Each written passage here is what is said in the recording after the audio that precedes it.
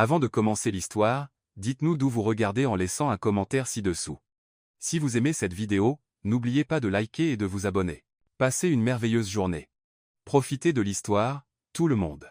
Evelyne équilibrait 3 assiettes de saumon fumé sur son bras gauche quand elle vit la catastrophe se produire au ralenti. Quelqu'un avait laissé une flaque de champagne juste devant la table principale du gala de charité le plus exclusif de Manhattan. Ces escarpins d'emprunt, 2 pointures trop grands, glissèrent comme des patins à glace sur le marbre. Le temps sembla se figer. Les assiettes volèrent en un arc parfait. Le saumon dessina une trajectoire artistique dans les airs. Et Evelyne tomba à la renverse droit sur les genoux de l'homme le plus impeccablement vêtu de toute la salle de bal. « Mon Dieu, je suis vraiment désolé » allait-elle, essayant de se relever, mais son talon cassé la fit trébucher à nouveau, cette fois avec les paumes fermement posées sur sa poitrine. « Je jure que ce n'était pas intentionnel. » Alexander Reed baissa les yeux sur la serveuse maladroite désormais emmêlée sur ses genoux, puis sur les restes de saumon qui décoraient son smoking Armani à 50 000 $. Puis sur les 15 investisseurs japonais, qui observaient la scène dans un silence de pierre. Tanaka, le leader du groupe, s'inclina respectueusement. « Reed-san, votre épouse est tout à fait pleine d'esprit. » La bouche d'Evelyne s'ouvrit pour le corriger, mais Alex la fit taire d'un regard qui aurait pu faire fondre l'acier. En japonais impeccable, il répondit quelque chose qui fit s'écarquiller les yeux d'Evelyne comme des assiettes à dîner. Les investisseurs japonais sourirent avec une approbation évidente. « Chérie » dit Alex en anglais avec un sourire si forcé qu'il semblait physiquement douloureux. « Devrions-nous aller nous rafraîchir. Mais je ne suis pas votre épouse. »« Chérie » répéta-t-il, doucement mais fermement, en lui saisissant le coude. « Allons nous rafraîchir tout de suite. » Evelyne jeta un regard frénétique autour d'elle. 15 hommes en costume qui coûtaient probablement plus que son loyer annuel l'observaient avec attente. Alex semblait à 2 battements de cœur d'une crise de nerfs complète. Et elle? Eh bien, elle avait désespérément besoin de ce salaire pour couvrir les médicaments cardiaques de papa. « Bien sûr, mon cœur », parvint-elle à dire, manquant s'étouffer sur le mot d'affection. 5 minutes plus tard, dans le salon des dames en marbre opule, Evelyne confronta Alex à travers le miroir orné. « Qu'est-ce que vous leur avez raconté, bon sang? Que vous êtes mon épouse réservée qui s'angoisse lors des rassemblements sociaux ?» Il passa ses doigts dans ses cheveux noirs parfaitement coiffés. « Et que c'est pourquoi vous travaillez parfois incognito comme personnel de service pour vous connecter avec les gens ordinaires. Vous leur avez dit quoi? Ça a parfaitement fonctionné. Ils ont trouvé ça attachant. La culture japonaise valorise profondément l'humilité et l'authenticité. » Evelyne le fixa comme s'il avait poussé une seconde tête. « Et maintenant? Est-ce que je retourne là, bas et annonce, surprise? Je ne suis qu'une serveuse fauchée qui essaie de payer ses factures ?» Alex commença à faire les 100 pas en cercle serré dans l'espace confiné. « Absolument pas. Ils se sont déjà engagés dans l'accord sur la base de ma fondation familiale stable. Mais s'ils découvrent que j'ai fabriqué ça, je perds 2 milliards de dollars. » 2 milliards de dollars? Mec, je n'ai même pas 200 $ sur mon compte d'épargne. Précisément. C'est pourquoi vous allez continuer à jouer mon épouse juste pour ce soir? Quelques heures au maximum. Qu'est-ce qui pourrait mal tourner? Evelyne le regarda comme s'il avait complètement perdu la tête. Littéralement tout pourrait tourner à la catastrophe. Je ne sais même pas quelle fourchette utiliser pour la salade, encore moins comment agir comme l'épouse d'un milliardaire. C'est simple. Parlez le moins possible, souriez gracieusement. Laissez-moi gérer toutes les conversations. Elle croisa les bras avec défi. Et qu'est-ce que j'y gagne exactement dans cette mascarade? Alex sortit son portefeuille en cuir et plaça dans sa paume une somme qui lui fit légèrement fléchir les genoux. Ce n'est que la compte. Terminez avec succès la performance de ce soir, et il y en aura beaucoup plus. Evelyne fixa l'argent. Cela représentait plus de 3 mois de son salaire actuel. Assez pour couvrir les ordonnances de papa avec de l'argent restant pour le loyer. D'accord, mais si quelqu'un me pose des questions directes, je improvise complètement. Absolument pas, cria-t-il presque. Aucune improvisation. Acceptez simplement tout ce que je dis sans exception. Evelyne tendit la main de manière décisive. Marché conclu, Marie chérie. Quand leurs paumes se rencontrèrent, aucun des deux n'anticipa le choc électrique qui remonta directement le long de leurs bras. Alex lâcha sa main en premier, se raclant la gorge maladroitement. Nous devrions retourner. Is attendant. Alex? Oui. Quel est censé être mon nom de mariage? Son expression se transforma en panique pure et non diluée. Evelyne Reed, murmura-t-il avec urgence alors qu'ils approchaient de l'entrée de la salle de bal. Vous êtes Evelyne Reed depuis 3 ans. Nous nous sommes mariés à Napa Valley. Lune de miel aux Bahamas. Napa Valley. Je n'ai même jamais été en Californie. Pays du vin. Vignoble ondulant, coucher de soleil romantique, cave boutique. Evelyne essaya de traiter cette information tout en inspectant la salle de bal remplie de gens qui gagnaient probablement plus en une semaine que ce qu'elle verrait en plusieurs années. Et comment nous sommes-nous rencontrés exactement? Si flattait-elle entre ses dents. Vous étiez, il marqua une pause, évaluant son apparence, une étudiante en art, peintre en herbe. Cela explique votre nature libre d'esprit. Peintre? Je peux à peine gérer des bonhommes bâtons décents. Alors évitez complètement de discuter d'art. Mentionnez simplement que vous explorez différents médiums créatifs. M. Tanaka s'approcha en portant 2 flûtes de champagne en cristal. Ritson, votre épouse aimerait-elle un rafraîchissement? Evelyne saisit le verre délicat avec un tel enthousiasme qu'elle manqua de le briser. Absolument. Jael absolument. Elle prit une généreuse gorgée et son visage se contorsionna avec un dégoût évident. Le champagne. Alex grimaça intérieurement, clairement sa première rencontre avec du vrai champagne. Evelyne possède des préférences gustatives assez sophistiquées. Il se reprit avec fluidité. Elle préfère les millésimes plus jeunes. Comme c'est fascinant. Tanaka rayonna. Ma propre épouse préfère les variétés de saké plus légers. Vous, mesdames, partagez de merveilleuses sensibilités. Evelyne hocha la tête avec enthousiasme, faisant dangereusement clapoter le champagne. Exactement. Nous apprécions toutes les deux les boissons jeunes. Le silence gênant s'étira interminablement. Alex toussa diplomatiquement. Elle veut dire les vins récemment mis en bouteille. Saison de récolte actuelle. Précisément. Saison. Evelyne acquiesça joyeusement, complètement ignorante des termes vinicoles. Pendant les 2 heures épuisantes suivantes, chaque conversation devint un désastre potentiel. Evelyne manqua a mencionar son estudio xigu. Alex le transforma fluidement en notre retraite de week-end cosy dans le nord de l'État. Elle manqua de faire référence à ses quarts de serveuse, de vin, mon épouse aime comprendre l'hospitalité sous tous les angles, et elle manqua de s'étouffer quand quelqu'un demanda des enfants. Nous essayons activement, répondit Alex immédiatement, glissant son bras autour de sa taille. Le contact envoya de la foudre à travers leurs 2 corps. Evelyne sentit ses jambes se transformer en gelée, et une chaleur inconnue se répandre dans sa poitrine. À en juger par l'expression surprise d'Alex, il ressentait exactement les mêmes sensations. Comme c'est absolument précieux. S'extasia l'épouse d'un investisseur. Votre connexion est si incroyablement authentique. Evelyne et Alex se regardèrent dans les yeux, soudain conscients de quelque chose qui crépitait entre eux et qui n'existait définitivement pas 1 heure plus tôt. Oui, murmura Evelyne sans souffle, incapable de détourner le regard. Très authentique. Leur moment fut brisé quand une collègue serveuse, une collègue d'Evelyne, passa en hâte. Evie, qu'est-ce que tu fais à traîner avec les VIP? Stéphanie te cherche partout pour. Je n'ai jamais vu cette personne auparavant. Evelyne cria pratiquement, dirigeant physiquement Alex vers le coin opposé. Drop Todd. M. Tanaka avait distinctement entendu Evie et remarqué les uniformes de serveuses identiques. Reed, dit-il lentement, avec soin. Puis-je poser une question délicate? Les paumes d'Alex commencèrent à transpirer abondamment. Certainement, Tanaka-san. Votre épouse travaille-t-elle actuellement dans cet établissement? Le monde entier cessa de tourner. Evelyne sentit la réalité s'effondrer sous ses pieds. La bouche d'Alex s'ouvrit et se ferma sans bruit. Puis quelque chose de complètement inattendu se produisit. Evelyne sentit une colère farouche et protectrice surgir dans tout son être. Pas question de laisser Alex s'écrouler et brûler à cause de sa maladresse. Je fais du bénévolat ici, déclara T.L. hardiment, relevant le menton avec dignité. 1 fois par mois, je donne mon temps à des causes caritatives, complètement pro bono. Parce que je crois que les familles riches devraient contribuer activement à leur communauté. La fabrication coula si naturellement qu'elle manqua de se convaincre elle-même. Alex la fixa avec un mélange de terreur et d'admiration sincère. Mon épouse possède un esprit extraordinairement généreux, dit-il, sa voix inattendue rauque. Le visage de Tanaka s'illumina d'une approbation complète. Comme c'est vraiment admirable. Une famille qui pratique une philanthropie authentique. Quand la délégation japonaise s'écarta pour une discussion privée, Alex saisit le bras d'Evelyne. Pourquoi avez-vous couvert pour moi comme ça? Je n'allais pas vous laisser affronter le désastre seul. Elle haussa les épaules avec désinvolture. Nous sommes des partenaires temporaires dans cette folie. Quelque chose de profond dans la poitrine d'Alex se réchauffa d'une manière qu'il n'avait jamais connue. Personne ne l'avait jamais protégé si instinctivement. Evelyne, en fait, Alexander Reed. Ils se retournèrent pour voir une grande roue stormer à travers le sol de marbre en escarpin de designé qui pourrait servir d'arme. Qui est-ce? Murmura Evelyne frénétiquement. Le teint d'Alex devint cendreux. Mon ancienne fiancée.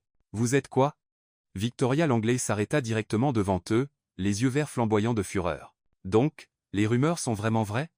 Vous avez épousé une serveuse quelconque au hasard? Evelyne jeta un regard entre Alex et Victoria, puis remarqua les 15 investisseurs japonais qui observaient évidemment ce drame se dérouler en temps réel. Eh bien, zut, marmonna-t-elle entre ses dents. Le parfait cliffhanger était servi sur un plateau d'argent avec des conséquences dévastatrices en attente dans les coulisses. Victoria Langley était le type de femme qui entrait dans les pièces comme si elle les possédait, cheveux roux flamboyants dans une robe cocktail émeraude parfaite et brillante qui coûtait probablement plus que la voiture d'Eveline. Et en ce moment, elle était clairement prête pour la guerre. 3 mois, Alexander, dit-elle, ignorant complètement l'existence d'Eveline. 3 mois depuis que vous avez annulé nos fiançailles, prétendant que vous n'étiez pas prêt pour l'engagement. Et maintenant je découvre que vous êtes marié. Eveline regarda Alex, qui semblait avoir avalé un cactus entier. Victoria, je peux expliquer. Expliquer quoi? Sa voix monta d'une octave. Que vous m'avez laissé à l'hôtel pour une. Elle toisa Eveline de la tête aux pieds avec un dédain évident. Serveuse. Le sang d'Eveline bouillait. Une chose était de prétendre être riche. Une autre était d'être humiliée par ce magazine de mode ambulant. Excusez-moi, princesse. Eveline avança. Mais qui pensez-vous exactement être pour me parler comme ça? Alex essaya d'intervenir. Eveline, chérie, il n'est pas nécessaire de. En fait, mon cœur. Elle souligna le mot tout en fixant toujours Victoria. Il y en a absolument besoin. Personne ne me manque de respect en face. Victoria rit avec une pure venimosité. Votre visage? Vous ne devriez même pas être ici. Cet événement est pour les gens avec de la classe. Et quelle classe est-ce? Eveline croisa les bras. Celle qui abandonne les hommes à l'hôtel et qui fait ensuite des scènes publiques. Un ou collectif résonna à travers la salle de bal. Plusieurs invités se rapprochèrent, les téléphones enregistrant discrètement. Alex paniqua complètement. Les investisseurs japonais regardaient chaque seconde de cette confrontation. Mesdames, s'il vous plaît, maintenant un peu de dignité. Dignité? Hurla Victoria. Je vais vous poursuivre tous les deux. Le mariage frauduleux est illégal. Le monde cessa de tourner. Eveline sentit le sol s'effondrer à nouveau. Mais cette fois, Alex réagit en premier. Fraude? Il força un rire. Victoria. Vous délirez. Eveline est mon épouse depuis 3 ans. Troisans? Cracha Victoria. Alexander, nous étions ensemble depuis 3 ans. Silence motor. Eveline regarda Alex avec une expression qui aurait pu faire fondre du titane. Donc, dit-elle très lentement, quand vous étiez fiancé à elle, vous étiez déjà marié à moi. Alex ouvrit et ferma la bouche à plusieurs reprises. Les investisseurs japonais se rapprochèrent, clairement fascinés par cette soap opera qui se déroulait. Genou, la situation est compliquée. Eveline sentit une véritable fureur monter, pas seulement à cause du mensonge, mais pour avoir été utilisée dans une situation aussi humiliante. Vous savez quoi, cher, dit-elle. Enlevant l'anneau emprunté qu'Alex avait glissé à son doigt. Vous pouvez expliquer cette complication à vos amis japonais vous-même. Je me retire. Elle lança l'anneau sur sa poitrine et commença à s'éloigner, mais Victoria n'avait pas fini. Oh non, vous ne vous en tirez pas comme ça. Je vais dire à tout le monde que vous êtes tous les deux des fraudeurs. Eveline s'arrêta, se tourna lentement, et fit alors quelque chose qui surprit tout le monde, y compris elle-même. Elle revint sur ses pas, attrapa Alex par sa cravate en soie, le tira vers le bas, et l'embrassa. Ce n'était pas un petit bec délicat. C'était un baiser digne d'un film, du genre qui arrête le temps et fait disparaître le monde. Un baiser qui rendait cristal clair à quiconque regardait qu'il y avait un vrai feu entre eux. Quand elle le relâcha, Alex avait l'air d'avoir été frappé par la foudre. 3 ans de mariage, annonça Eveline assez fort pour que tout le monde entende. Et mon mari me fait encore ressentir ça. Voilà à quoi ressemble le vrai amour.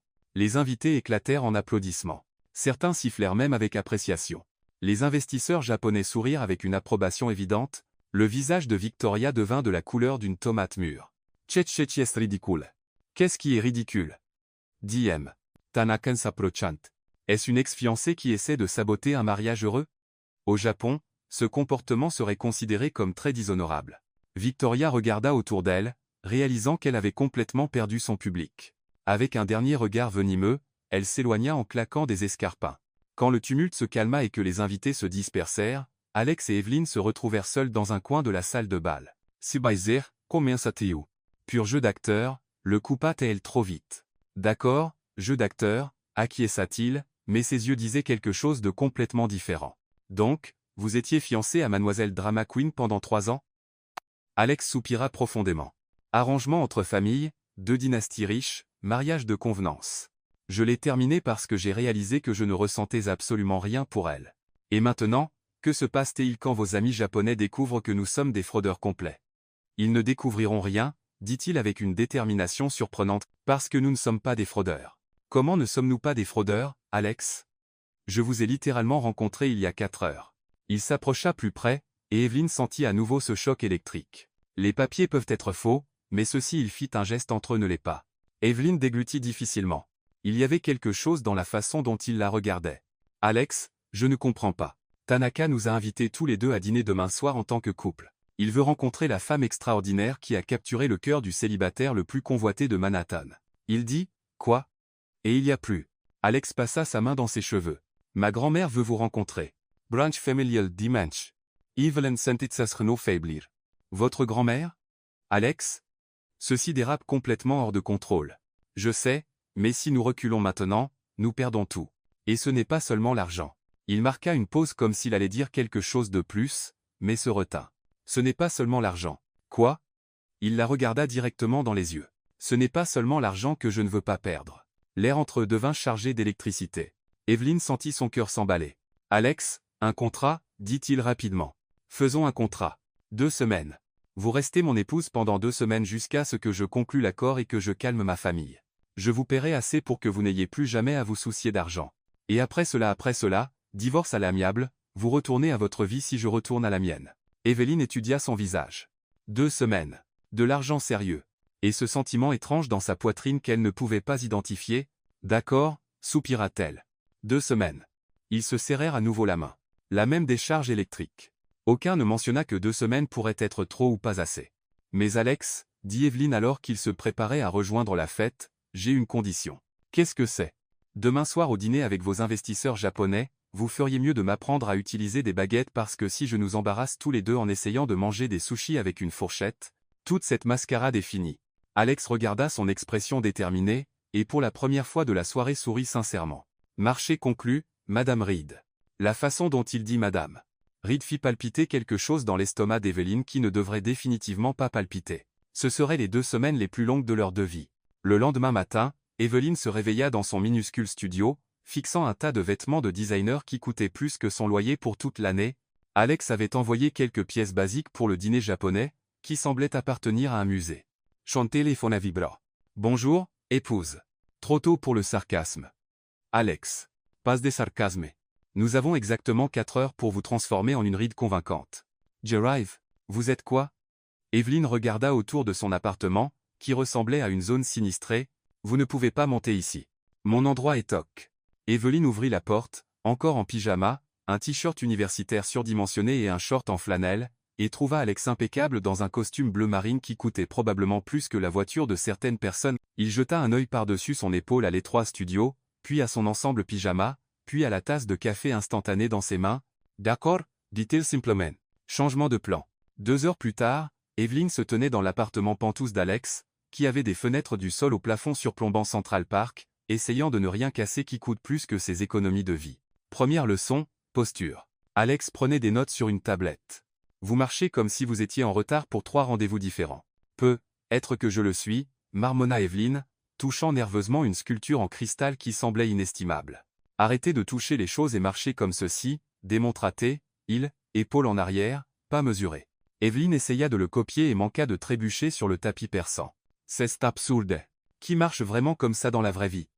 Les gens qui ont fréquenté des écoles de finition. Essayez encore. Après 20 minutes de leçons de marche, ils passèrent à la conversation appropriée. Ne dites jamais génial ou cool, lut Alex de sa liste. Dites merveilleux ou délicieux. Délicieux? Qui parle comme ça? Vous à partir de maintenant. Et absolument pas d'argot, zéro, nada, rien. Pourquoi parlez-vous espagnol? C'était de l'italien. Voyez, c'est exactement pourquoi nous avons besoin de pratique. Evelyne s'effondra sur son canapé en cuir, qui était plus confortable que tout son lit. Alex, c'est impossible. Je vais tout gâcher et ruiner tout. Il s'assit à côté d'elle et Evelyne remarqua à nouveau à quel point il sentait incroyablement bon, comme un coûteux parfum mélangé à quelque chose d'uniquement lui. Vous ne le ferez pas, dit-il, et il y avait quelque chose dans sa voix. Vous avez été incroyable hier soir. Vous avez improvisé mieux que la plupart des acteurs professionnels. C'est parce que j'étais furieuse contre Mademoiselle Drama Queen. Pas seulement à cause de ça. Alex se tourna pour lui faire face. Vous avez quelque chose d'authentique. Les gens vous croient parce que vous croyez ce que vous dites quand vous le dites. Ils restèrent assis à se regarder pendant un moment qui s'étira plus qu'il n'aurait dû. Evelyne sentit l'air devenir épais. D'accord. Elle sauta rapidement sur ses pieds. Continuons l'entraînement. Les 2 heures suivantes furent une comédie de désastre. Evelyne renversa du vin rouge sur la chemise blanche d'Alex. C'est censé paraître naturel. Confondit la fourchette à salade avec la fourchette à dessert. Elles sont pratiquement identiques et appela le caviar ces trucs bizarres salés aux bulles de poisson. Mais il y eut un moment où Alex lui enseignait la technique appropriée de dégustation de vin quand leurs mains se touchèrent sur le verre en cristal. Tous deux se figèrent, se regardèrent, et pendant une seconde Evelyn oublia complètement que tout cela était prétendu. Evelyn. Murmura-t-il. Ouais, je pense que nous devrions ring. Ring? Le téléphone d'Alex interrompit. Contrôle de réalité. Tanaka-san, répondit-il, passant en mode affaire. Oui, nous serons là à 19 heures précises. Quand il raccrocha, Evelyn tripotait nerveusement ses cheveux. Donc, il a confirmé le dîner. Et Alex grimace. Il amène 3 familles d'investisseurs supplémentaires. Ce sera une table pour 6 personnes. 6 personnes. Et il a spécifiquement demandé que vous partagiez certaines de vos idées artistiques. Vous vous souvenez que j'ai mentionné que vous étiez peintre? Evelyn le fixa avec horreur. Alex, je peux à peine peindre mes ongles sans faire de désastre. Nous avons 2 heures, dit-il, déjà en train de prendre ses clés. Course intensif en galerie d'art. Allons-y. Au Metropolitan Museum, le désastre frappa immédiatement. Evelyn regarda un Jackson Pollock et annonça bruyamment. On dirait que quelqu'un a eu une bataille de peinture et a perdu. Le silence dans la galerie fut assourdissant. Alex murmura. Ça vaut 50 millions de dollars. Aïe. Mais alors quelque chose d'intéressant se produisit. Evelyn s'arrêta devant un tableau de Norman Rockwell montrant une famille ouvrière à dîner, mains usées par un travail honnête, visage plein d'amour et de détermination. Celui-ci, dit-elle doucement, est magnifique. Alex regarda le tableau, puis le visage d'Evelyn qu'il étudiait. Quelque chose bougea dans sa poitrine. Pourquoi l'aimez-vous? Parce qu'il est réel, dit-elle simplement. On peut voir toute leur histoire. Les mains du papa montrent qu'il travaille dur pour sa famille. Le sourire de la maman dit qu'elle est reconnaissante pour ce qu'ils ont, même si ce n'est pas beaucoup. Les enfants ne savent pas qu'ils sont censés vouloir plus que ce moment. Alex la fixa. Dans toutes ces années à assister à des ouvertures de galeries et des ventes aux enchères d'art, il n'avait jamais entendu quelqu'un décrire un tableau si véridiquement. Evelyn, quoi? C'était parfait. Dites exactement ça ce soir. Vraiment? Vraiment. Juste peu, être ne commençait pas par le commentaire sur la bataille de peinture. Ils passèrent 1 heure supplémentaire dans la galerie avec Evelyn faisant des observations étonnamment perspicaces sur plusieurs pièces mélangées à des désastres occasionnels comme demander si un Monet était censé être flou ou si quelqu'un avait besoin de lunettes. Dans le taxi vers le restaurant, Alex l'entraînait sur les détails finaux. Souvenez-vous, nous nous sommes rencontrés dans un café près de Henny Crayu. Vous dessiniez. Je revoyais des contrats. Coupe de foudre. Coupe de foudre. Evelyn haussa un sourcil. Savant l'histoire. Et quand il demande pour notre mariage, petite cérémonie à Napa Valley, juste la famille, très intime. Vous étiez trop émotif pour parler pendant vos vœux. Evelyn récita. Parfait. Et si quelqu'un demande pour le... Le taxi s'arrêta devant le restaurant le plus exclusif de Manhattan. À travers les fenêtres, Evelyn pouvait voir des hommes en costume qui coûtaient plus que le salaire annuel de la plupart des gens. Alex, dit-elle, paniquant soudainement. Et si je gâche complètement tout? Il prit sa main et ce choc électrique les frappa tous les deux à nouveau. Alors nous le gâchons ensemble. Evelyn regarda leurs mains jointes, puis son visage. Quelque chose se passait définitivement entre eux. Quelque chose qui n'avait rien à voir avec leur mariage faux. Ensemble, acquiescete. Elle. Alors qu'ils marchaient vers l'entrée du restaurant, aucun ne remarqua Victoria Langlais assise dans une berline noire de l'autre côté de la rue, téléphone à la main, passant un appel très intéressant. Oui, je suis absolument certaine. Elle disait. Alexander Reed commet une fraude, et j'ai des preuves. Rencontrez-moi demain avec un photographe. Cette histoire va le détruire. La plus grande complication de leur mariage faux était sur le point de franchir la porte en escarpin de designer et avec un sourire vindicatif. Le restaurant était du genre où les réservations nécessitaient 3 mois d'attente et une recommandation personnelle de quelqu'un qui possédait sa propre île. Des lustres en cristal projetaient des ombres élégantes sur des tables dressées avec plus de couverts qu'Evelyn n'en avait dans tout son appartement. Elle compta au moins 6 fourchettes différentes à chaque place et sentit sa confiance s'évaporer. « Respirez », murmura Alex alors qu'ils approchaient de leur table. « Souvenez-vous, vous avez votre place ici. »« Non, je n'en ai pas. » Evelyn siffla en retour. « J'ai ma place dans un dîner avec des menus en plastique et du café à volonté. Ce soir, vous êtes Evelyn Reed, artiste accomplie et philanthrope. Vous avez dîné à la Maison Blanche. » « La Maison Blanche ?» Au sens figuré. Suivez simplement mon avance. « Et Reed-san » M. Tanaka se leva de la tête d'une énorme table rayonnant d'une chaleur sincère. « Et la charmante Evelyn-san. Nous sommes si honorés. » Evelyn afficha ce qu'elle espérait être un sourire sophistiqué tandis qu'Alex faisait les présentations. 6 des personnes les plus riches et les plus puissantes de Manhattan se levèrent pour l'accueillir, et chaque poignée de main ressemblait à un test qu'elle échouait. « Madame Reed, dit Patricia Rothschild, épouse d'un banquier d'investissement extraordinaire. Alexander nous dit que vous êtes une peintre accomplie. Comme c'est fascinant. Je m'y essaie moi-même, bien que je crains de manquer de vrai talent. La bouche d'Evelyne devint complètement sèche. Eh bien, je la peinture et c'est très Evelyne est incroyablement modeste sur son travail, intervint Alex avec fluidité. Elle croit que l'art devrait parler de lui-même plutôt que d'être discuté sans fin. Comme c'est rafraîchissement humble, s'exclama une autre épouse.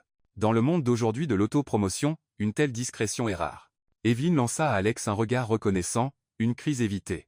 Le premier plat arriva, quelque chose qui ressemblait à de l'art abstrait sur une assiette. Evelyne observa les autres prendre leur couvert et essaya de les copier, attrapant accidentellement le couteau à beurre au lieu de la fourchette appropriée.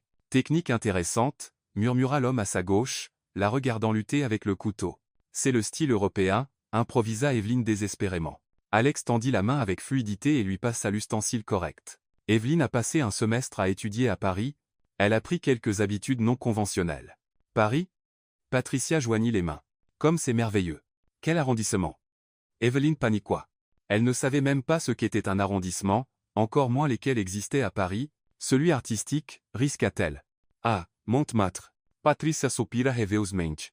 Le sacré, cœur, les petits cafés, les artistes de rue, comme c'est romantique. Evelyne hocha la tête avec enthousiasme, n'ayant aucune idée de ce dont parlait Patricia, mais reconnaissante pour la bouée de sauvetage. La conversation coula à travers des sujets dont Evelyne ne savait rien.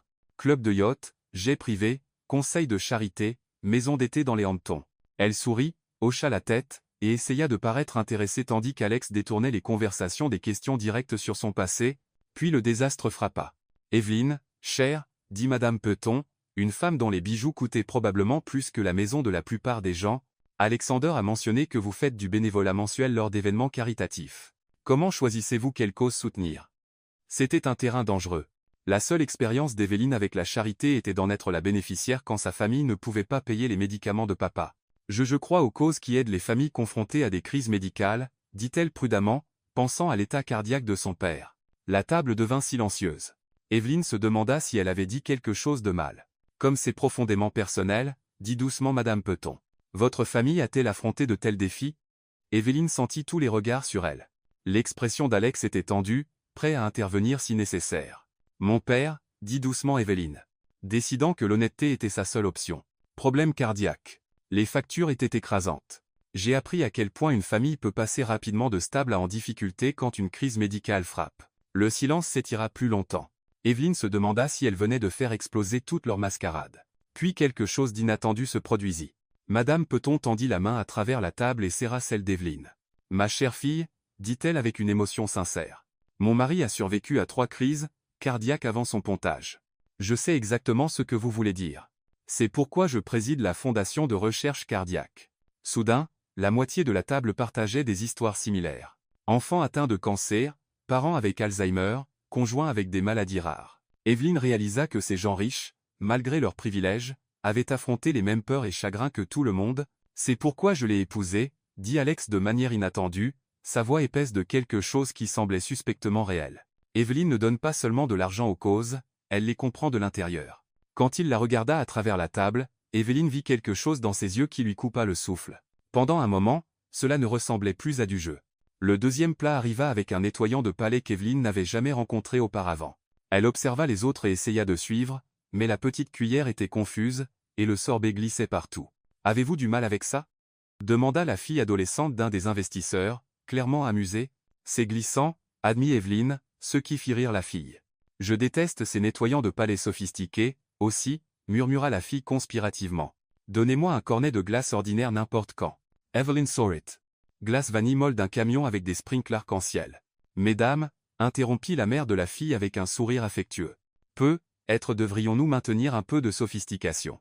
Maman, Evelyne venait juste d'acquiescer que certains plaisirs simples sont meilleurs que les sophistiqués, protesta la fille. C'est sophistiqué, non? Appréciez l'authenticité. Alex capta le regard d'Evelyne et cligna de l'œil. La gamine venait de leur donner une sauvegarde parfaite. Exactement. Dit Evelyn. Parfois les expériences les plus profondes sont les plus simples. Le troisième plat apporta un nouveau défi. Homard entier qui nécessitait une technique réelle pour être mangé correctement. Evelyne fixa le crustacé comme s'il s'agissait d'un puzzle à résoudre. « Permettez-moi, dit Alex, tendant la main pour l'aider avec la carapace. Ses doigts effleurèrent les siens alors qu'il guidait ses mains avec les casseurs spéciaux et la petite fourchette. Le contact envoya de l'électricité remontant le long de leurs bras et ils se figèrent un moment en se regardant. « Comme c'est doux », commenta quelqu'un. Encore des jeunes mariés après 3 ans. Certains couples ne perdent jamais cette étincelle, ajouta une autre voix. Evelyn et Alex rompirent le contact visuel rapidement, tous deux légèrement essoufflés. Donc, Evelyn, dit-M. Tanaka alors qu'il travaillait sur le plat principal. Alex a mentionné que vous avez des idées sur l'art contemporain. Que pensez-vous du marché actuel? C'était ça. Le moment qu'Evelyn redoutait. Elle prit une profonde inspiration et pensa à leur visite au musée cet après-midi, aux tableaux qui l'avaient émue et à ceux qui l'avaient laissée froide. Je pense, comienza a aller lentamente, que le marché s'est trop concentré sur la valeur d'investissement et pas assez sur l'impact émotionnel. L'art devrait vous faire ressentir quelque chose, pas juste apprécier en valeur. Une pièce qui coûte 50 millions de dollars ne signifie rien si elle ne parle pas à votre âme. Evelyn continua, gagnant en confiance. Je préférerais posséder un croquis à 5 dollars qui capture la vérité qu'un chef-d'œuvre qui me laisse vide. Perspective fascinante, murmura un propriétaire de galerie à l'extrémité de la table, très rafraîchissante dans le monde de l'art commercial d'aujourd'hui. Quel type de travail créez-vous vous-même? Demanda un autre invité. L'esprit d'Evelyn s'emballa.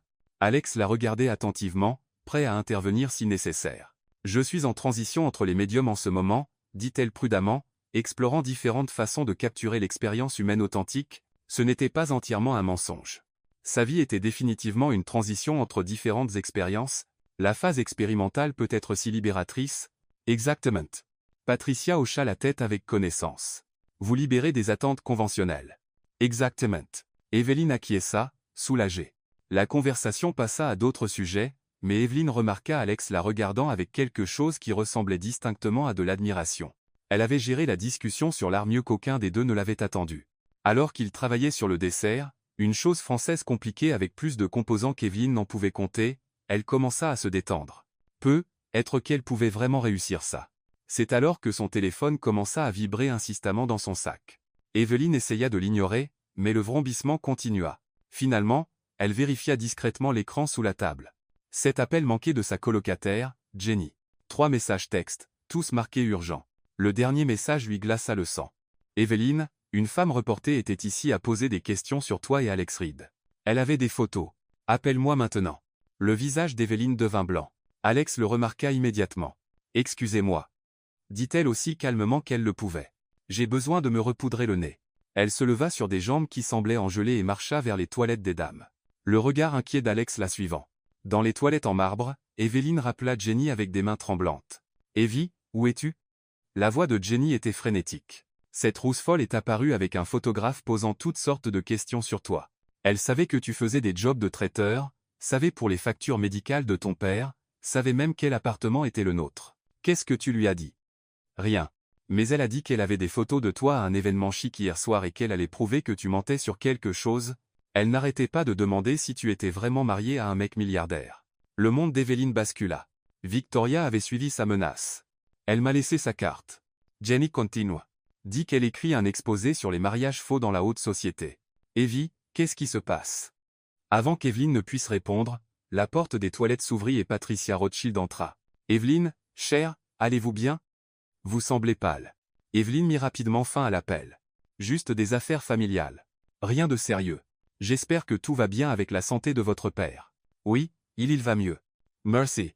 Patricia se lava les mains et réappliqua son rouge à lèvres, étudiant Evelyn dans le miroir. Vous savez, dit-elle conversationnellement, j'ai été mariée à Richard pendant 32 ans.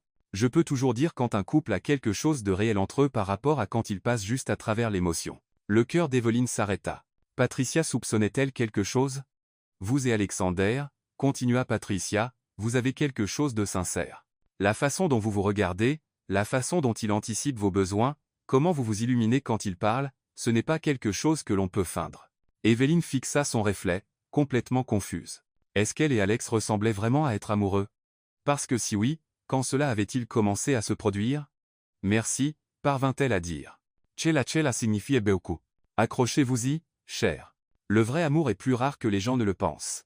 Quand Evelyn revint à la table, Alex se leva immédiatement pour tirer sa chaise, sa main effleurant brièvement son épaule dans un geste qui semblait entièrement naturel.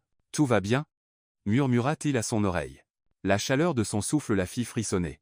Nous devons parler bientôt. 5 minutes de plus, murmura-t-il en retour. Nous sommes presque tirés d'affaire.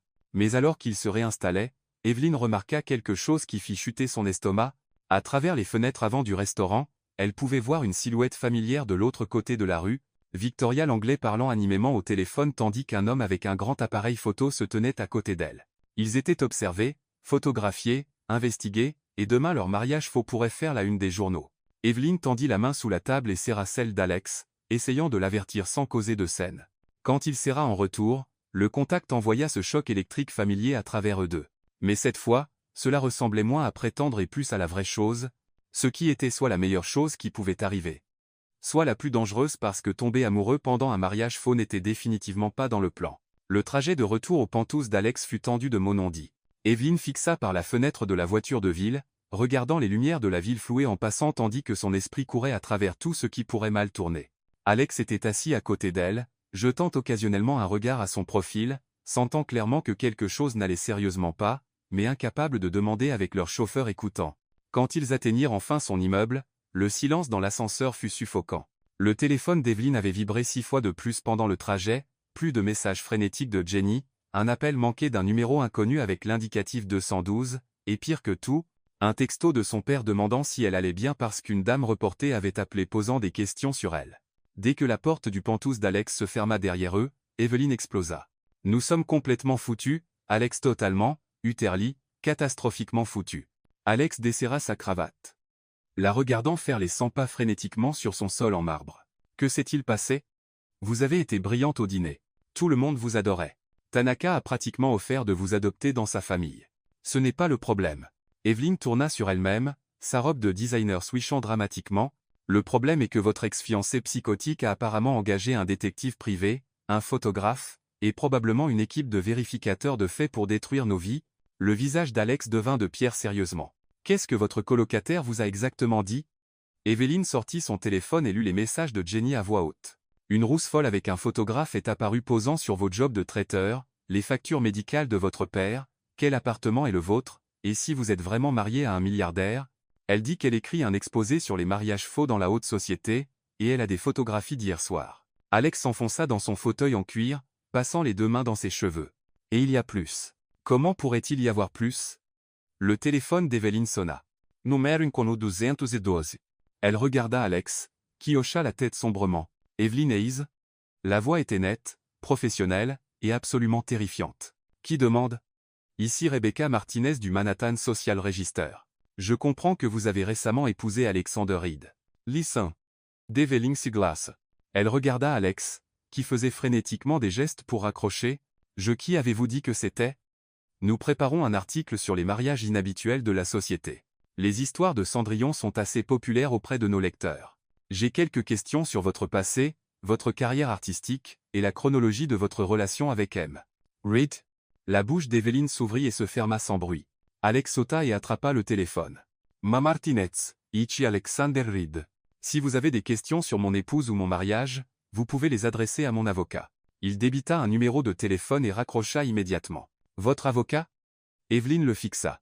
Je n'ai pas vraiment d'avocat en rétention pour des situations de mariage faux, admit Alex. C'était le numéro de mon pressing. Malgré tout, Evelyn commença à rire. Pas un rire heureux. Le genre de rire hystérique qui arrive quand tout votre monde est sur le point d'imploser. C'est insensé. Elle allaita entre les rires. Nous sommes sur le point d'être exposés comme fraudeurs par une reportée de société, et vous leur avez donné le numéro de votre pressing. Alex la regarda rire maniaquement dans son salon, encore vêtue de la robe de designer empruntée qui coûtait plus que la voiture de la plupart des gens, et quelque chose bougea dans sa poitrine. Elle s'effondrait, mais elle était toujours la personne la plus réelle qu'il ait jamais rencontrée. Evelyn, dit-il doucement. Asseyez-vous. Nous devons résoudre ça. Elle s'effondra sur son canapé, le rire se transformant en quelque chose dangereusement proche des larmes. Il n'y a rien à résoudre, Alex. C'est feigné. Demain matin, la moitié de Manhattan saura que nous sommes des fraudeurs complets, votre accord commercial s'effondrera. Votre réputation sera ruinée. Et je serai probablement arrêté pour fraude. Personne ne sera arrêté. Alex s'assit à côté d'elle assez près pour qu'elle sente son parfum. Et ma réputation a survécu à pire. Comme quoi? Comme la fois où j'ai accidentellement acheté un manoir hanté dans les Hamptons? Evelyn cligna des yeux. Vous avez quoi? Longue histoire. Le point est que nous n'abandonnons pas. Pas encore. Alex, soyez réaliste. Victoria a des photographies, des témoins, probablement toute mon historique d'emploi d'ici là. Elle sait que je vis dans un studio plus petit que votre dressing.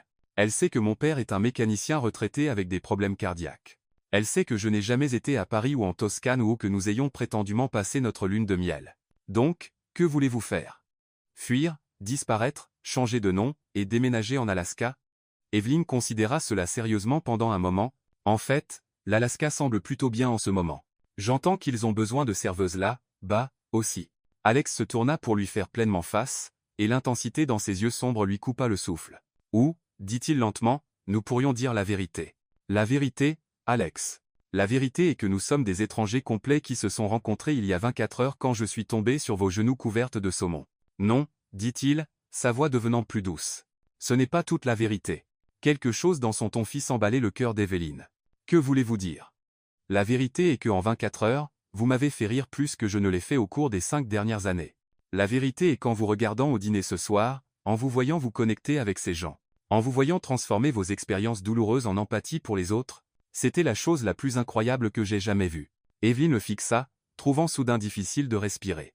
La vérité est, continua Alex en se rapprochant. Quand vous m'avez embrassé hier soir, cela semblait plus réel que tout ce que j'ai vécu dans toute ma vie soigneusement contrôlée et parfaitement planifiée. Alex, murmura Evelyne. Et la vérité est que Madame Peton avait raison. Ce que nous avons n'est pas faux. Je ne sais pas quand cela a commencé à être réel, mais ça l'est. L'air entrecrépita d'électricité. Evelyne se sentait comme au bord d'une falaise sur le point de voler ou de tomber. C'est faux, respira-t-elle. Nous nous connaissons à peine. Je sais que vous mettez du sucre supplémentaire dans votre café parce que la vie est déjà assez amère. Je sais que vous mordez votre lèvre quand vous êtes nerveuse. Je sais que vous préféreriez manger de la pizza que du caviar, mais que vous êtes assez courageuse pour essayer de nouvelles choses pour les gens qui vous tiennent à cœur. Ce n'est pas connaître quelqu'un. C'est juste observer. Je sais que vous m'avez protégé ce soir quand vous auriez pu me jeter sous le bus. Je sais que vous avez transformé la crise médicale de votre famille en compassion pour les autres. Je sais que vous voyez la beauté dans les choses qui comptent, pas juste celles qui coûtent de l'argent. Le cœur d'Evelyne battait si fort qu'elle était sûre qu'il pouvait l'entendre. Alex, même si ceci quoi que ce soit est réel, cela ne résout pas notre problème immédiat. Demain matin, nous serons toujours exposés comme fraudeurs. Alex se leva soudainement, faisant les 100 pas vers ses fenêtres du sol au plafond, surplombant la ville. Alors nous n'attendons pas demain matin. Nous contrôlons le récit. Comment faisons-nous exactement ça? Il se tourna, et Evelyne vit quelque chose de déterminé et légèrement imprudent dans son expression. Nous nous marions pour de vrai ce soir. Le cerveau d'Evelyne court-circuita. Nos quoi? Pensez-y.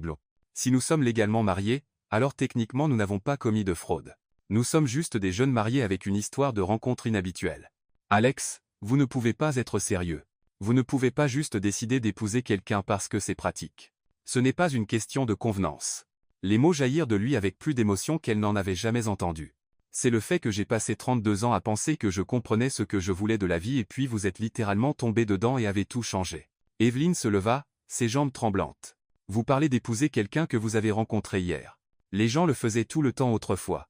Mariage arrangé, mariage de convenance, mariage qui se transformait en histoire d'amour. Ce n'est pas les années 1800, Alex.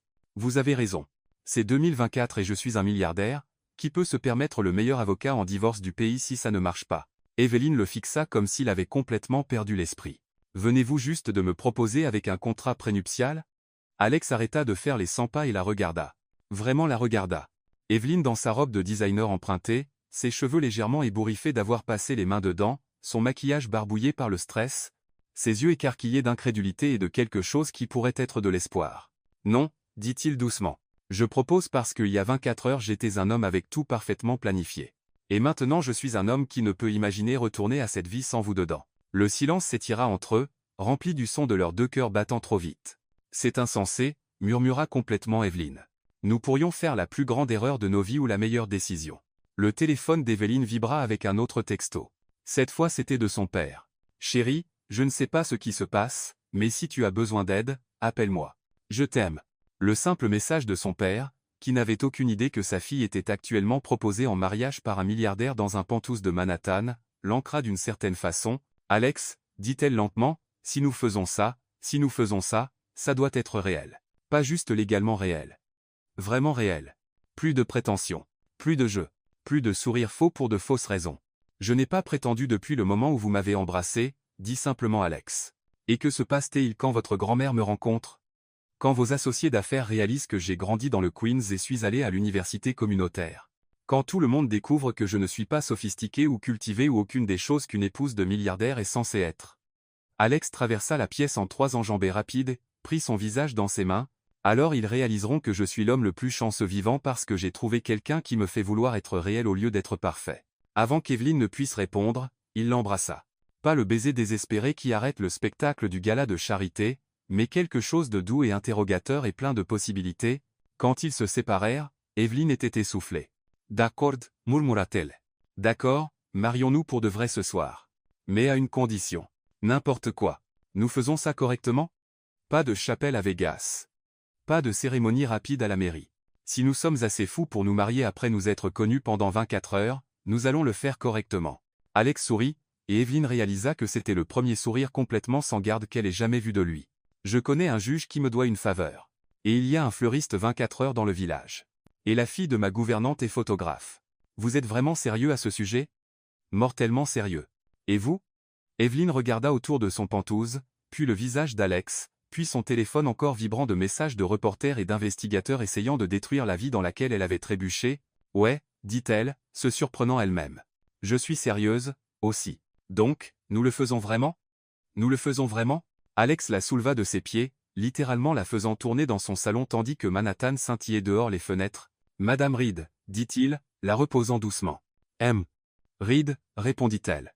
Et pour la première fois, le nom semblait comme s'il pourrait vraiment lui appartenir. Ils avaient 6 heures jusqu'à l'aube, une ville pleine de ressources, et un plan complètement insensé qui pourrait juste fonctionner ou les détruire tous les deux. Mais alors qu'Alex commençait à passer des appels pour réveiller des juges et des fleuristes et des photographes, Evelyn réalisa qu'elle n'avait jamais été plus terrifiée ou plus excitée de toute sa vie. Parce que parfois la chose la plus dangereuse que vous puissiez faire est d'arrêter de prétendre et de commencer à vivre pour de vrai. Et parfois quand vous tombez, la meilleure chose à faire est d'apprendre à voler en descendant. Même si vous le faites dans des escarpins de designer empruntés qui sont encore 2 pointures trop grands. À 3h47 du matin, Evelyn se tenait devant le miroir de la salle de bain d'Alex, portant une simple robe blanche que la fille de sa gouvernante avait miraculeusement produite de son propre placard. La robe avait appartenu à la grand-mère de Lisa. Vintage des années 1950 avec de délicats boutons de perles dans le dos, un corsage ajusté qui soulignait la taille d'Evelyn, et une jupe jusqu'aux genoux qui ondulait quand elle bougeait. Ce n'était pas du designer. Ce n'était pas cher. Mais c'était parfait. Cela la faisait ressembler à elle-même au lieu de quelqu'un qu'elle prétendait être. Ses mains tremblaient alors qu'elle essayait d'appliquer du mascara, la baguette tremblant si fort qu'elle dut s'arrêter et prendre plusieurs profondes respirations. Dans environ 3 heures, elle allait épouser un homme qu'elle connaissait depuis exactement 36 heures. Un homme qui la faisait rire jusqu'à ce que ses côtes lui fassent mal. Qui la faisait se sentir en sécurité dans un monde qui avait toujours semblé incertain, qui la regardait comme si elle était la personne la plus fascinante au monde, au lieu d'une simple serveuse fauchée du Queens, essayant de joindre les deux bouts. La porte de la salle de bain était en acajou épais, mais elle pouvait entendre Alex faire les 100 pas dans le couloir au-delà. Ses pas créant un rythme nerveux sur les planchers en bois dur. Toutes les quelques minutes, son téléphone sonnait. Le fleuriste, le photographe, le juge Morrison confirmant les détails, et elle entendait sa voix stable et rassurante, gérant la logistique avec la même efficacité calme qui la portait aux accords commerciaux de milliards de dollars. Evelyn. Alex frappa doucement à la porte de la salle de bain, sa voix douce mais excitée. Le juge sera ici dans 20 minutes, et apparemment mon ami fleuriste a réussi à trouver des roses blanches à 7 heures, ce qu'elle dit être une sorte de miracle impliquant 3 fournisseurs différents et un camion de livraison qui viole probablement plusieurs lois de circulation. J'arrive, appela-t-elle en retour, sa voix seulement légèrement hystérique. Evelyn jeta un dernier regard à elle-même dans le miroir. Son reflet montrait une femme qu'elle reconnaissait à peine, pas à cause de la robe ou du maquillage soigneusement appliqué, mais à cause de l'expression dans ses yeux. Pour la première fois de sa vie, elle ressemblait à quelqu'un qui croyait mériter le bonheur. Quand elle ouvrit la porte de la salle de bain, Alex se tenait dans le couloir portant un costume bleu marine qu'elle n'avait pas vu auparavant. Pas un de ces costumes d'affaires parfaitement taillés, mais quelque chose de plus doux, plus personnel. La veste lui allait parfaitement sur ses larges épaules, et il avait choisi une cravate argentée qui faisait ressortir le gris dans ses yeux. Dans ses mains, il tenait un petit bouquet de roses blanches parfaites attachées avec un ruban de soie ivoire qui devait coûter plus que les courses mensuelles d'Evelyn. « Vous avez l'air » commença-t-il, puis s'arrêta complètement, la fixant simplement avec une expression de pur émerveillement. « Comme une fraude » suggéra faiblement Evelyn, lissant nerveusement la robe vintage. « Comme la plus belle femme que j'ai jamais vue » dit-il simplement, sa voix rauque d'émotion, « comme exactement qui vous êtes censé être. Comme la femme que je veux auprès de laquelle me réveiller pour le reste de ma vie. » Avant qu'Evelyn ne puisse répondre à cette déclaration qui lui coupait le cœur, la sonnette d'Alex retentit avec la mélodie élégante de Westminster qui annonçait tous les visiteurs à son penthouse. « Ce doit être le juge Morisson, » dit Alex, tendant la main vers la sienne. « Êtes-vous prête pour ça? Vraiment prête? Parce qu'une fois que nous faisons ça, il n'y a pas de retour à la prétention. » Evelyne regarda leurs mains jointes, les siennes parfaitement manucurées, les siennes portant encore une petite cicatrice d'un accident d'enfance. Et réalisa que le contraste n'avait plus d'importance, il s'emboîtait, malgré être complètement différent. Ou peut être à cause de cela. « Allons nous marier, M. Reed, dit-elle, et le pensa de chaque fibre de son être. Le juge Morisson s'avéra être une femme d'une soixantaine d'années avec des cheveux argentés tirés en un chignon élégant, des yeux bruns bienveillants derrière des lunettes de designer, et un sourire chaleureux qui mit immédiatement Evelyne à l'aise. Elle portait une robe bleu marine avec un collier de perles, et se tenait avec l'autorité tranquille de quelqu'un qui avait passé des décennies à prendre des décisions importantes. « J'ai connu Alex depuis qu'il avait 12 ans, expliqua-t-elle à Evelyne alors qu'il s'arrangeait devant les fenêtres du sol au plafond surplombant la ville. Dehors, Manhattan commençait à se réveiller. Les premiers navetteurs commençant leur journée, les camions de livraison naviguant les rues, la ville bourdonnant d'énergie tranquille. Sa grand-mère, Eleanor, et moi avons fait l'école de droit ensemble à l'époque où il y avait exactement 4 femmes dans toute notre classe. Elle va être absolument ravie quand elle entendra parler de ça. Du mariage ? Se demanda nerveusement Evelyne, se demandant soudain si la famille d'Alex l'accepterait ou si elle passerait le reste de sa vie à se sentir comme une outsider essayant de s'intégrer dans un monde qu'elle ne comprenait pas. Du fait qu'Alex a enfin trouvé quelqu'un qui le fait sourire avec tout son visage au lieu de juste sa bouche, dit le juge Morrison avec un regard entendu. Eleanor s'est inquiétée pour lui pendant des années, le regardant passer à travers l'émotion de la vie sans réellement éprouver de joie. Elle jettera un regard à comment il vous regarde, et saura que ses prières ont été exaucées. L'installation de la cérémonie était simple mais parfaite. Madame Shane avait transformé le salon en quelque chose de magique avec des bougies, des fleurs blanches, et des guirlandes lumineuses autour des fenêtres. Lisa se déplaçait tranquillement dans l'espace avec son appareil photo, capturant des moments avec le talent de quelqu'un qui comprenait que les plus belles photographies étaient celles qui semblaient naturelles et non posées. Alors que le soleil commençait à se lever sur Manhattan, projetant une lumière dorée à travers les fenêtres du sol au plafond et peignant tout en ton chaud de miel, Evelyne et Alex se tinrent main dans la main devant le juge Morrison sur le point d'échanger des vœux qu'ils avaient écrits sur du papier à en-tête d'hôtel dans les 15 minutes frénétiques avant l'arrivée du juge. Avant de commencer, dit chaleureusement le juge Morrison, je veux que vous vous souveniez tous les deux que le mariage n'est pas juste sur l'amour que vous ressentez aujourd'hui. C'est choisir de vous aimer chaque jour, même quand c'est difficile. C'est construire une vie ensemble plus forte que ce que l'un de vous pourrait créer seul. Alex, Evelyne, êtes-vous prêts à faire ces promesses l'un à l'autre? Oui, dirent-ils simultanément, et les mots semblèrent résonner dans la lumière dorée du matin. Alex. Le juge Morrison hocha la tête. Partagez vos vœux s'il vous plaît. Alex se tourna pleinement vers Evelyne, et elle pouvait voir son reflet dans ses yeux, pouvait voir l'émotion menaçant de submerger sa composure habituellement parfaite. Evelyne, commença-t-il, sa voix épaisse de sentiment, il y a 36 heures, je pensais que ma vie était parfaitement planifiée, chaque détail cartographié, chaque contingence prise en compte, chaque variable possible contrôlée, puis vous y êtes littéralement entré en collision et m'avez montré la différence entre avoir tout et avoir ce qui compte vraiment.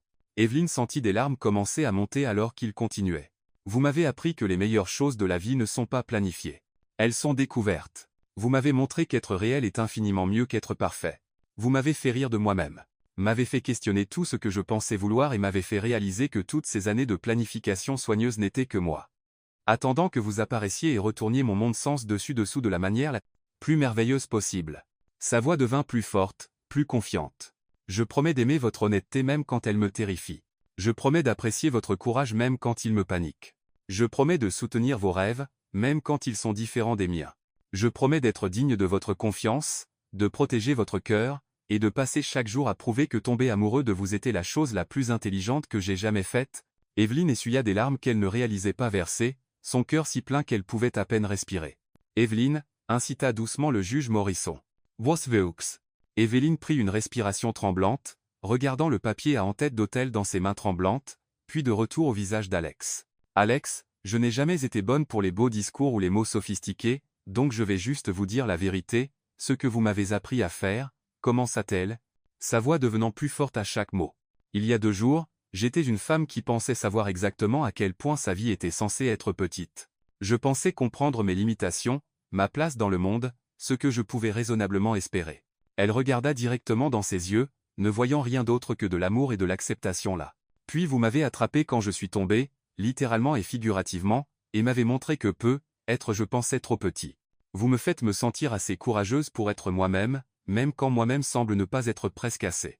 Vous me faites vouloir être meilleur tout, en acceptant exactement qui je suis en ce moment, partie désordonnée et tout. Vous m'avez convaincu que les contes de fées peuvent réellement arriver à des gens ordinaires du Queens qui ne savent pas quelle fourchette utiliser pour la salade. Alex rit doucement, ses yeux brillants de larmes non versées. Je promets de vous aimer avec tout ce que j'ai, même si ce que j'ai n'est pas sophistiqué ou cultivé ou ne vaut pas des milliards de dollars. Je promets de vous défier quand vous êtes trop à l'aise, de vous soutenir quand vous luttez, et de vous rappeler chaque jour que l'homme que vous êtes quand vous êtes juste vous-même est infiniment plus précieux que l'homme que vous pensez devoir être. Elle prit ses mains dans les siennes. Je promets de construire une vie avec vous qui est réelle et désordonnée et belle et complètement la nôtre. Et je promets que peu importe à quel point ce monde devient fou, vous aurez toujours une maison avec moi. Le silence qui suivit fut rempli de lumière dorée du matin et du son de leurs deux cœurs battant trop vite. Les anneaux ? Incita doucement le juge Morisson, ses propres yeux suspectement brillants. Alex sortit 2 simples alliances en or de la poche de sa veste. J'ai dû réveiller 3 bijoutiers différents pour trouver celle-ci, murmura-t-il à Evelyne, assez fort pour que tout le monde entende. Les 2 premiers m'ont raccroché au nez. Le 3e pensait que j'avais une sorte de crise. Mais je voulais que vous ayez quelque chose qui soit juste le nôtre, pas emprunté ou faux ou partie d'une performance. Les anneaux étaient parfaits, classiques, simples, élégants, sans être ostentatoires. Quand Alex glissa l'anneau d'Evelyne à son doigt, elle sentit quelque chose se mettre en place dans sa poitrine, comme une partie d'elle-même qu'elle ne savait pas manquer avait enfin trouvé sa maison. « Evelyne, dit-elle en glissant l'anneau d'Alex à son doigt. Vous êtes coincée avec moi maintenant. Meilleure nouvelle que j'ai eue toute l'année, répondit-il et le pensa complètement, par le pouvoir qui m'est conféré par l'État de New York, dit le juge Morison avec une joie évidente rayonnant de son visage. Je vous prononce maintenant mari et femme. Alex, vous pouvez embrasser votre marié. Le baiser fut doux et sucré et plein de promesses et de possibilités. Quand ils se séparèrent, Evelyne réalisa qu'elle pleurait des larmes heureuses, et Alex souriait comme s'il venait de gagner à la loterie, d'hériter d'un royaume, et de découvrir le sens de la vie en même temps. Madame Reed, murmura-t-il contre son front, et le nom sonnait parfait dans sa voix. Reed, murmura-t-elle en retour, testant comment cela se sentait à dire. Cela se sentait comme rentrer à la maison. Félicitations, dit chaleureusement le juge Morison, les embrassant tous les deux. Pour ce que je prédis sera un mariage très long et très heureux. Alex, votre grand-mère va être hors d'elle de joie. Elle attend que vous trouviez le vrai amour depuis des années. Après que le juge Morison partit avec des promesses de gérer toute la paperasse légale, et que Madame Chen disparut discrètement pour préparer ce qu'elle appelait un petit déjeuner de mariage approprié, Evelyne et Alex se retrouvèrent seuls sur sa terrasse alors que le soleil peignait le ciel en nuances brillantes de rose, or et orange. La terrasse était un oasis privé 30 étages au-dessus de la ville, complet avec des meubles d'extérieur confortables, des plantes soigneusement entretenues et une vue qui s'étendait du Central Park à la rivière Hudson. Alex avait enveloppé Evelyne dans sa veste de costume, et ils étaient blottis ensemble sur le canapé extérieur, regardant Manhattan se réveiller en dessous d'eux. Donc, dit Evelyne, se blottissant plus confortablement contre le côté d'Alex, émerveillée de la façon dont elle semblait s'emboîter parfaitement là. Nous sommes réellement mariés. Comme légalement, officiellement complètement mariés. Légalement, officiellement, complètement et irrévocablement mariés, confirma Alex, pressant un baiser sur le haut de sa tête, qui sentait le shampoing coûteux de sa salle de bain d'invité et quelque chose d'uniquement elle. Et dans environ 3 heures, l'exposé de Victoria va probablement frapper les kiosques et les sites web partout dans la ville, clamant que nous sommes des fraudeurs et des criminels. Laissez-la, dit Alex avec un calme surprenant, sa voix stable et confiante. Nous avons le certificat de mariage. Nous avons les photographies. Nous avons des témoins qui témoigneront que nous sommes sincèrement amoureux. Plus important, nous avons la vérité. Evelyne inclina la tête pour le regarder, étudiant son profil dans la lumière du matin. Quelle vérité est-ce ? Que nous sommes tombés amoureux au premier regard. Il nous a juste fallu un jour pour le réaliser et un autre jour pour faire quelque chose à ce sujet. Le téléphone d'Evelyne, qui avait été miséricordieusement silencieux pendant la cérémonie, éclata soudainement de notifications, texte après texte, appel après appel, email après email, tout arrivant simultanément comme une avalanche numérique. « Oh non », dit Evelyne, attrapant le téléphone avec des doigts tremblants. « Tu as commencé. Quoi que Victoria ait planifié, ça arrive maintenant. » Le premier texto était de Jenny. « Evelyne, l'histoire vient de sortir en ligne. Es-tu OK ?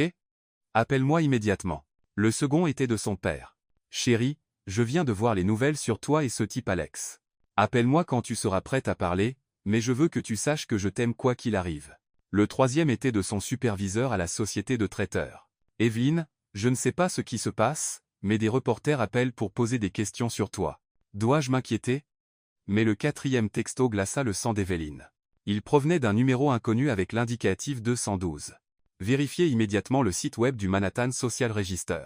L'histoire est en ligne. Rebecca Martinez.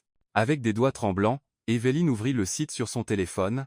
Alex se pencha pour lire avec elle, son bras se resserrant autour de sa taille de manière protectrice. Le titre les fit tous deux se figer complètement. Exclusif. La véritable histoire derrière le mariage le plus romantique de Manhattan. Oh, mon Dieu, murmura Evelyn, sa voix à peine audible. Gesture. Nous sommes finis. Nos vies sont terminées. Mais alors qu'ils lisaient l'article ensemble, leurs mâchoires tombèrent de choc complet. L'histoire n'était pas un exposé. Ce n'était pas un scandale. Ce n'était pas une attaque. C'était une lettre d'amour. Alexander Reed, l'un des célibataires les plus convoités de Manhattan et entrepreneur à succès, a secrètement épousé Evelyn Hayes, une jeune femme dont le charme authentique, la philanthropie sincère et les sensibilités artistiques ont capturé les cœurs de l'élite sociale de New York, commençait l'article, mais leur histoire d'amour se lit comme un conte de fées moderne qui prouve que le vrai amour peut encore tout conquérir. L'article continuait à décrire leur romance éclair en termes élogieux, presque féeriques. Il mentionnait le travail bénévole d'Evelyn avec les associations caritatives médicales, ses sensibilités artistiques et sa perspective fraîche sur l'art contemporain, et sa capacité remarquable à se connecter avec des gens de tous horizons. Il citait Patricia Rothschild appelant Evelyn rafraîchissement sincère et utterly charmante. Et Tanaka décrivant leur relation comme un bel exemple d'amour authentique qui transcende les frontières sociales. Le plus surprenant, il incluait une longue déclaration de Victoria Langley. J'ai d'abord été choqué par le mariage soudain d'Alexander, comme toute ancienne fiancée le serait. Cependant, après les avoir vus ensemble au gala de charité d'hier soir, il m'est devenu clair qu'ils partagent quelque chose de vraiment spécial. Evelyn fait ressortir un côté d'Alexander que je n'ai jamais vu pendant notre relation. Elle le rend sincèrement heureux d'une manière que l'argent et le statut social n'ont jamais pu. Je leur souhaite sincèrement à tous les deux une vie de bonheur ensemble. Quoi? Evelyn fixa l'écran dans une perplexité complète. Chana. Oh, June Sense. Victoria voulait nous détruire. Elle a engagé des investigateurs et des photographes. Elle allait nous exposer comme fraudeurs. Alex souriait en continuant à lire. Continue. Regarde les derniers paragraphes. Evelyn fit défiler vers le bas et allaita audiblement. Au bas de l'article se trouvait une photo, l'une des clichés de Lisa de leur cérémonie de mariage il y a juste une heure. Evelyn dans sa simple robe blanche vintage. Alex dans son costume bleu marine. Tous les deux paraissant absolument rayonnants alors qu'ils échangeaient les anneaux avec le lever du soleil peignant tout en doré derrière eux.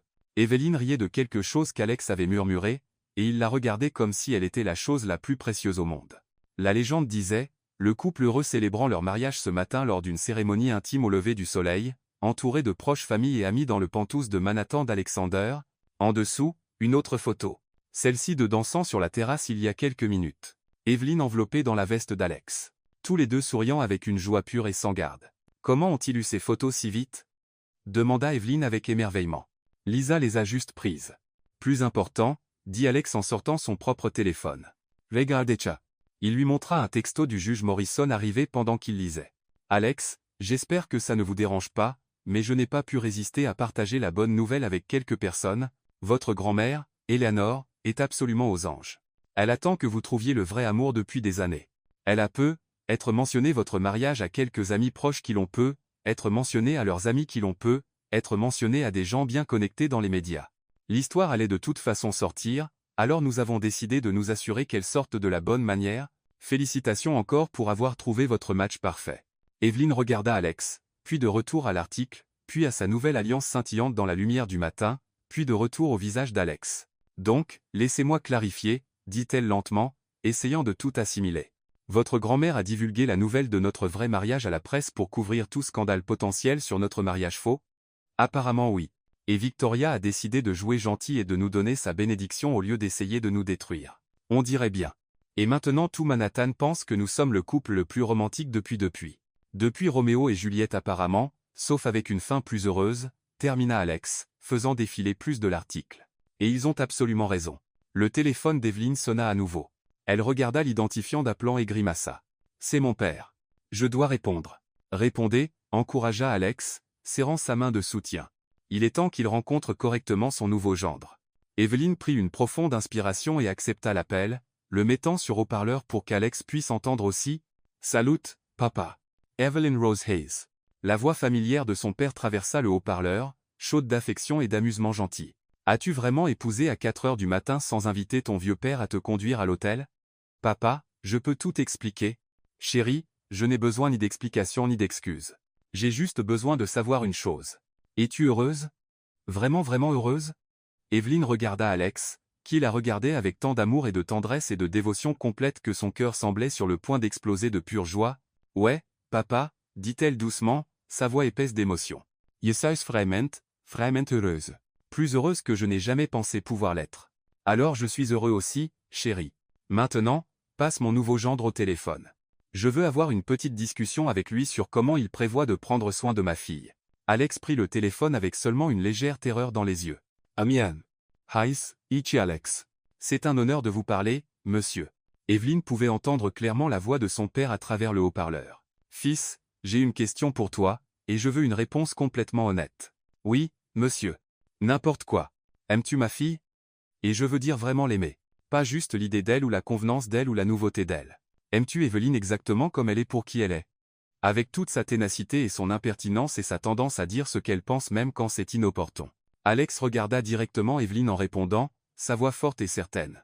Monsieur, j'aime votre fille plus que je ne pensais, possible d'aimer un autre être humain. Elle est la plus courageuse, la plus sincère, la personne la plus extraordinaire que j'ai jamais rencontrée. Elle me fait vouloir être un meilleur homme chaque jour. Elle me défie, m'inspire, me fait rire, et d'une certaine façon fait que tout dans ma vie ait du sens pour la première fois. Je prévois de passer le reste de ma vie à essayer de la mériter et à m'assurer qu'elle ne doute jamais à quel point elle est précieuse. Il eut une longue pause. Puis Evelyne entendit son père glousser, le son chaleureux et approbateur. Eh bien, d'accord alors. Bienvenue dans la famille. Alex. Prends bien soin de ma fille. Tu m'entends? Je le ferai, monsieur. Je vous le promets. Et Alex, la prochaine fois que tu veux épouser ma fille, tu m'appelles d'abord. J'attends depuis 37 ans de la conduire à l'hôtel. En fait, monsieur, dit Alex, jetant un regard à Evelyne avec un sourire malicieux. Nous espérions que vous pourriez nous aider à planifier une célébration appropriée, quelque chose avec toute notre famille et nos amis où Evelyne peut porter une vraie robe de mariée et où vous pouvez la donner correctement. Les yeux d'Evelyne s'écarquillèrent.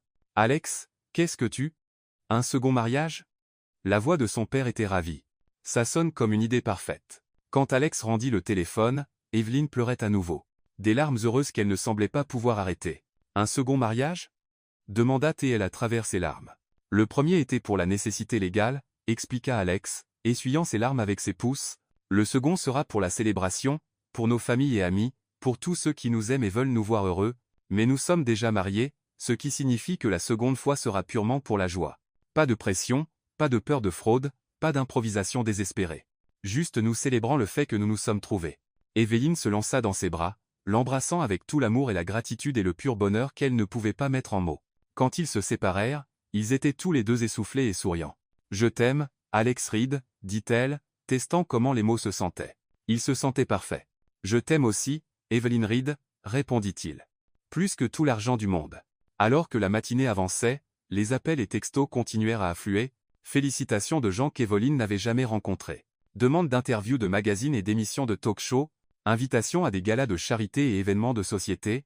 Alex géra la plupart d'entre eux tandis qu'Evelyn rappelait Jenny pour assurer à sa meilleure amie qu'elle n'avait pas été kidnappée par des milliardaires ou perdu complètement l'esprit. « Evie, dit Jenny après qu'Evelyn eut expliqué toute l'histoire impossible. C'est la chose la plus folle qui soit arrivée à quiconque dans l'histoire du monde. Mais tu sais quoi? Quoi? Tu sembles plus heureuse que je ne t'ai jamais entendue. Comme sincèrement complètement heureuse. Donc je suppose que parfois la folie est exactement ce dont tu as besoin. » Madame Chen réapparut autour de midi avec ce qu'elle appelait un brunch de mariage approprié, fruits frais, pâtisserie, œufs bénédicts, et champagne probablement plus vieux qu'Evelyn. Ils mangèrent sur la terrasse, Evelyn portant encore sa robe de mariage vintage. Alex ayant desserré sa cravate et roulé ses manches, tous les deux ivres d'épuisement et de bonheur. « Madame Reed, dit Alex, remplissant son verre de champagne. Que voudriez-vous faire de notre premier jour officiel en tant que couple marié? » Evelyn considéra cela sérieusement, regardant la ville qui était maintenant aussi la sienne, pensant à la vie qui était maintenant la leur à construire ensemble. « Eh bien, d'abord je veux rappeler mon père et commencer à planifier ce second mariage que tu lui as promis. Ensuite je veux avoir une vraie conversation avec ta grand-mère. Je devrais probablement rencontrer la femme dont l'intervention a sauvé nos vies. Ensuite je veux retourner à mon appartement et emballer mes affaires correctement parce que j'assume que je déménage ici. Seulement si tu le veux, nous pourrions trouver un nouvel endroit ensemble. Quelque chose qui soit le nôtre dès le début. Tu plaisantes? Cet endroit a la meilleure vue de Manhattan et une baignoire de la taille de tout mon appartement. Je déménage définitivement. Alex Reed. Quoi d'autre? Ensuite je veux aller voir mon père et lui présenter mon mari correctement. Je veux l'emmener dîner quelque part de bien où il peut t'interroger correctement et te raconter des histoires embarrassantes sur mon enfance. J'adorerais ça. Et ensuite? Evelyn sourit malicieusement. Je veux apprendre à être riche sans perdre la tête ou mon âme. Je pense que je peux aider avec ça. Mais d'abord, Alex se leva et lui tendit la main. Puis-je avoir cette danse, Madame Reed? Nous n'avons pas de musique, fit remarquer Evelyn. Mais elle prit sa main quand même, le laissant la tirer sur ses pieds. Nous n'avons pas besoin de musique, dit Alex, l'attirant dans ses bras. Nous avons l'un l'autre. Alors qu'ils se balançaient ensemble sur la terrasse, la ville bourdonnant de vie en dessous d'eux, et tout leur avenir s'étendant devant eux comme un livre non écrit, Evelyn réalisa que les contes de fées n'étaient pas sur le fait de trouver votre prince. Ils étaient sur le fait de trouver la personne qui vous rendait assez courageuse pour être vous-même, qui vous aimait, non malgré vos défauts, mais à cause d'eux, qui voyait votre potentiel même. Quand vous ne le pouviez pas vous-même? Et parfois, si vous étiez très chanceuse, cette personne tombait dans votre vie portant un plateau de saumon et changeait tout en l'espace d'un battement de cœur. Alex, dit Evelyn alors qu'ils dansaient lentement au soleil de l'après-midi. Ouais? Je t'aime aussi, au cas où j'aurais oublié de le mentionner correctement dans mes vœux. Le sourire d'Alex était plus brillant que le soleil reflétant sur la rivière Hudson. Je t'aime, Evelyn Reed, pour de vrai et pour toujours. Et toujours. Pour de vrai et pour toujours et toujours, acquiesça et scella la promesse d'un baiser qui avait le goût de champagne et de bonheur et du début de tout. Alors que Manhattan scintillait en dessous d'eux, et leur nouvelle vie ensemble s'étendait comme une promesse dorée, Evelyn pensa que c'était ça le vrai bonheur, désordonné et inattendu et absolument parfait, juste comme les meilleures histoires d'amour. Le genre où vous n'avez pas à choisir entre être vous-même et être aimé parce que la bonne personne vous aime spécifiquement pour être vous-même. 6 mois plus tard, quand Evelyn Reed, artiste à succès, philanthrope, et épouse du mari le plus dévoué de Manhattan, fit la couverture de New York Magazine, l'intervieweuse lui demanda quels conseils elle avait pour d'autres jeunes femmes cherchant l'amour en ville. Evelyn, portant une robe qu'elle avait conçue elle-même et assise dans l'atelier d'art qu'Alex avait construit pour elle dans leur pentose, sourit et donna la même réponse qu'elle donnait toujours: soyez vous-même complètement et sans excuse. Tombez si vous devez. Parfois littéralement. Faites confiance à vos instincts même quand ils vous disent de faire quelque chose qui semble fou. Ne sous-estimez jamais le pouvoir de l'honnêteté, de la gentillesse, et d'un vraiment bon baiser dramatique. Et rappelez-vous que les meilleures histoires d'amour ne sont pas sur le fait de trouver quelqu'un de parfait. Elles sont sur le fait de trouver quelqu'un dont les imperfections s'emboîtent parfaitement avec les vôtres. Quand le même reporter demanda à Alex Reed ce que c'était d'être marié à la femme la plus authentique de New York, il leva les yeux du chevalet où il essayait de peindre mal sous les instructions patientes d'Evelyn. Sourit le sourire qui l'avait rendu célèbre dans les magazines d'affaires et les pages de société Alic. Et dit, c'est comme gagner à la loterie, découvrir une nouvelle planète, et rentrer à la maison en même temps. Chaque jour avec elle est une aventure que je ne veux jamais terminer, parce que parfois les histoires d'amour les plus extraordinaires commencent avec les désastres les plus ordinaires. Parfois les meilleurs mariages commencent avec les pires mensonges. Parfois vous devez prétendre être quelqu'un d'autre avant de pouvoir comprendre qui vous êtes vraiment. Et parfois quand vous arrêtez d'essayer d'être parfait et commencez à essayer d'être réel, vous découvrez que réel est exactement ce que vous cherchiez depuis le début. Même si cela prend un plateau de saumon volant et un cas de méprise d'identité pour le comprendre. Mais surtout, pensa Evelyn en regardant son mari essayer de peindre un coucher de soleil. Cela ressemblait plus à une petite explosion. Les histoires d'amour sont sur le fait de trouver quelqu'un qui vous fait rire chaque jour. Qui tient votre main quand vous avez peur, qui croit en vos rêves même quand vous n'y croyez pas. Et qui vous aime non parce que vous êtes parfait, mais parce que vous êtes parfaitement vous-même. Et si vous êtes vraiment, vraiment chanceuse que quelqu'un vous attrape quand vous tombez, littéralement et figurativement, et vous aide à réaliser que tomber pourrait juste être la meilleure chose qui vous soit jamais arrivée.